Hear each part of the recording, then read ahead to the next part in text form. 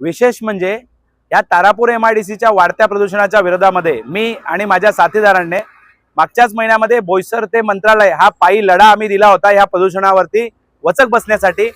पण झालंय असं की या ठिकाणी पर्यावरण मंत्री माननीय पंकजाताई मुंडे यांचा तारापूर MIDCला पूर्णपणे विसर पडलेला आहे।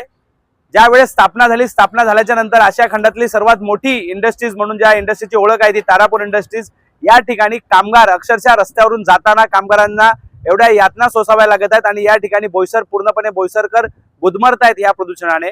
असंख्य कारखाने असतील, कुठल्या 1-2 कारखान्याकडून होणारं हे प्रदूषण आहे। असंख्य कारखाने आहेत जे रात्रीच्या वेळेस व दिवसा ढवळ्या पण घातक वायू प्रदूषण आणि जल प्रदूषण करतात। ते जल प्रदूषणाचा आणि वायू प्रदूषणाचा फटका नागरिकांच्या अक्षरशः जीवावर बेतलेला आहे।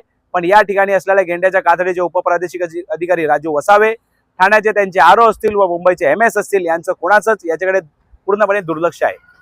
लोकप्रतिनिधी या गोष्टीकडे दुर्लक्ष करताना पाहायला मिळतात, काय सांगायला?